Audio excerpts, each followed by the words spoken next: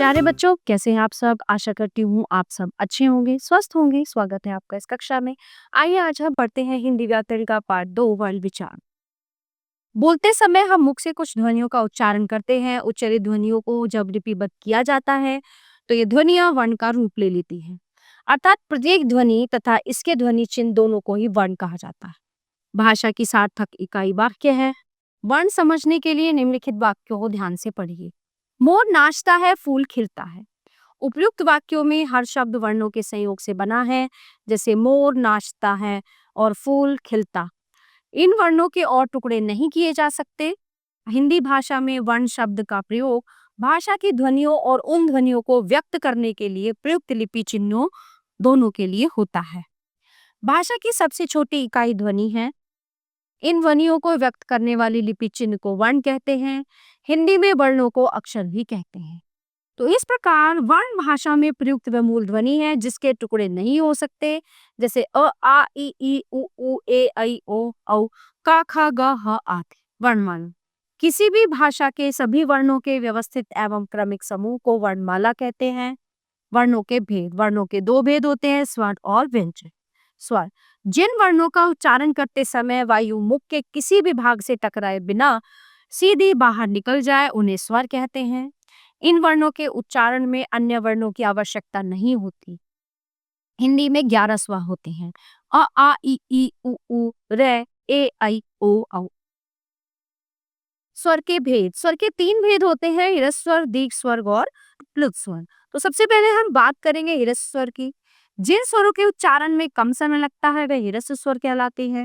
ह्रस्व स्वर 4 है, अ ई उ रे। दीर्घ स्वर जिन स्वरों के उच्चारण में ह्रस्व स्वर से 2 गुना समय लगता है, ये 7 है, अ ई उ ए ऐ ओ औ। प्लुत स्वर जिन स्वरों के उच्चारण में ह्रस्व से 3 गुना समय लगता है वे प्लुत स्वर कहलाते हैं, जैसे ऊ। स्वरों की मात्राएं।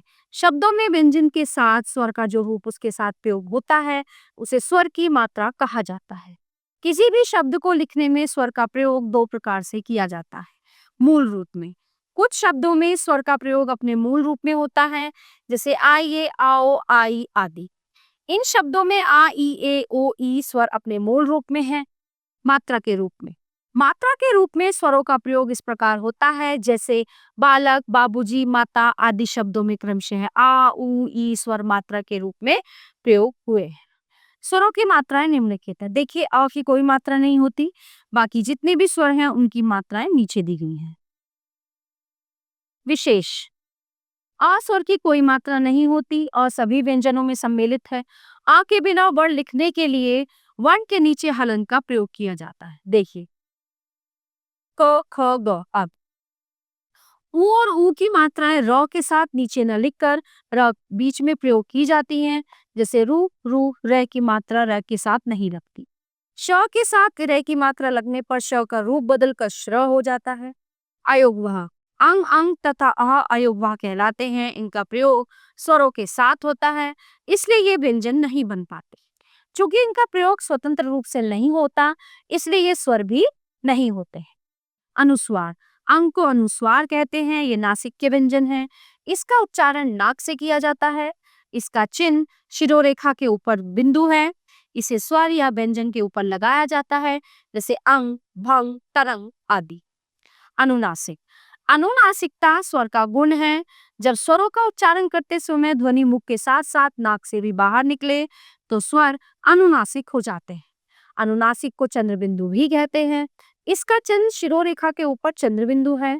जिन स्वरों की मात्राओं का कोई भी भाग शिरोरेखा के बाहर नहीं निकलता वहां इसका प्रयोग होता है, जैसे आंख, काव काव आदि। विसर्ग। विसर्ग का उच्चारण है के समान होता है। इसका चिन्ह है ये 2 बिंदु। विसर्ग का प्रयोग केवल तत्सम शब्दों यानी संस्कृत से लिए गए शब्दों में होता है। इसे व्यंजनों के आगे लगाया जाता है, जैसे नमः, दुखी आदि। व्यंजन जिन वर्णों के उच्चारण में स्वरों की सहायता ली जाती है, अर्थात जो वर्ण स्वरों की सहायता के बिना स्वतंत्र रूप से नहीं बोले जाते हैं, उन्हें व्यंजन कहते हैं। व्यंजन के भेद। व्यंजन के 3 भेद हैं, स्पर्श व्यंजन, अंतस्थ व्यंजन और ऊष्म व्यंजन। ठीक है। स्पर्श व्यंजन क से लेकर म तक व्यंजन स्पर्श व्यंजन कहलाते हैं। इनके उच्चारण के समय श्वास वायु विशेष उच्चारण स्थान को स्पर्श करती हुई बाहर निकलती है। इन 5 वर्गों में 5-5 व्यंजन हैं। प्रत्येक वर्ग को पहले वर्ण के नाम से जाना जाता है, जैसे क वर्ग, च वर्ग, ट वर्ग, त वर्ग और प वर्ग। ठीक है। अंतस्थ व्यंजन य, र, ल, व 4 व्यंजन अंतस्थ व्यंजन कहलाते हैं। अंतस्थ का शाब्दिक अर्थ होता है बीच में स्थित होना। इनका उच्चारण स्वरों और व्यंजनों के मध्यवर्ती सा प्रतीत होता है, इसलिए ये अंतस्थ कहलाते हैं। ऊष्म व्यंजन श, श और ह 4 व्यंजन ऊष्म व्यंजन कहलाते हैं। इन व्यंजनों का उच्चारण करते समय मुख से ऊष्मा अर्थात गर्मी सी उत्पन्न होती है। इसका मुख्य कारण वायु का मुख से टकराना है, इसलिए इन्हें ऊष्म व्यंजन कहा जाता है। वर्णों के उच्चारण स्थान उच्चारण स्थान के आधार पर वर्ण भेद कभी कभी बोलने में अशुद्धि होती है। उच्चारण की वर्ण संबंधी अशुद्धि को दूर करने के लिए वर्ण का उच्चारण स्थान जानना चाहिए। उच्चारण अवस्था में जिह्वा मुख के जिस अंग का स्पर्श करती है वही उस वर्ण का उच्चारण स्थान होता है। ठीक है। स्थान के आधार पर वर्णों के 9 भेद होते हैं। कंठ, तालव्य, मूर्धन्य, दंत्य, ओष्ठ्य। ठीक है ना, ये सब। उच्चारण के आधार पर व्यंजनों का वर्गीकरण उच्चारण के आधार पर व्यंजन के निम्नलिखित भेद हैं। स्वर तंत्रियों के कंपन के आधार पर स्वर तंत्रियों की स्थिति के आधार पर व्यंजन के 2 भेद हैं। सघोष जिन व्यंजनों के उच्चारण में स्वर तंत्रियों में कंपन होता है उन्हें सघोष कहते हैं, जैसे सभी स्वर तथा ग, ग, ण, ज, झ, य, ड, ढ, ण, द, ध, न, ब, भ, म, ड, ढ, ज, य, र, ल, व, ह।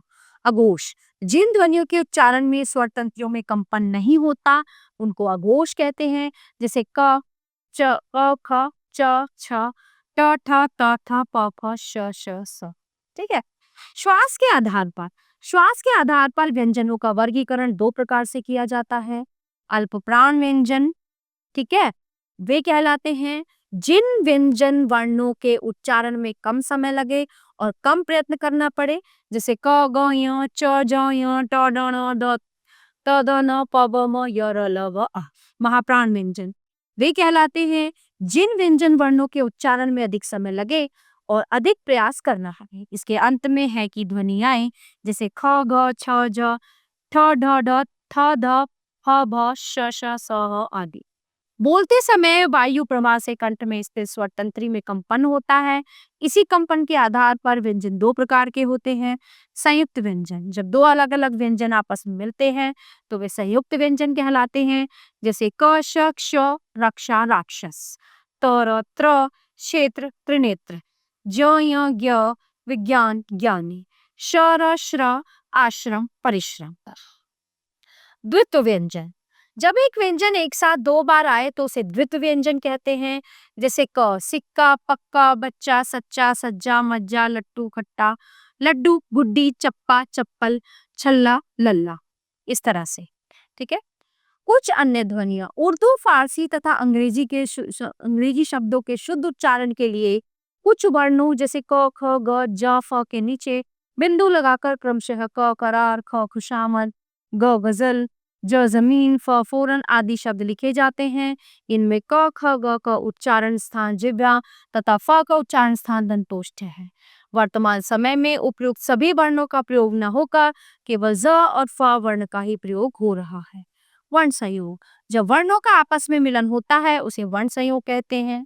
व्यंजन और स्वर का संयोग किसी व्यंजन में स्वर का मिलन व्यंजन और स्वर का संयोग कहलाता है।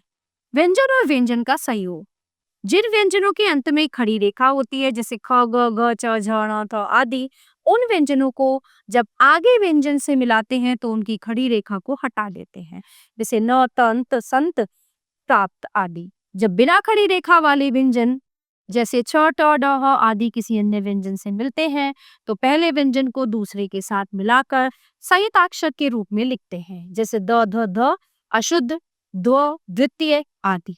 र का विभिन्न व्यंजनों से संयुक्त जब र स्वर रहित किसी व्यंजन से पूर्व आता है तो उस व्यंजन के ऊपर इसको रेफ बोलते हैं, इस रूप में आता है। इसे रेफ भी कहते हैं, जैसे सुकर्म, नर्म आदि। जब रस्वर सहित किसी स्वर रहित व्यंजन के बाद आए तो वो उसी व्यंजन के नीचे विभिन्न रूप धारण कर लेता है, जैसे क्रम, ड्रम। ता और शे व्यंजनों के साथ मिलने से इसका विशिष्ट रूप बनता है, जैसे पर, प्रकाश, धूम्र। वर्ण विच्छेद, किसी शब्द के वर्णों को अलग अलग करना वर्ण विच्छेद कहलाता है। जैसे जल, कमल, ये शब्द अनेक ध्वनियों से मिलकर बने हैं। इन ध्वनियों को अलग अलग इस प्रकार किया जा सकता है: जल, कमल।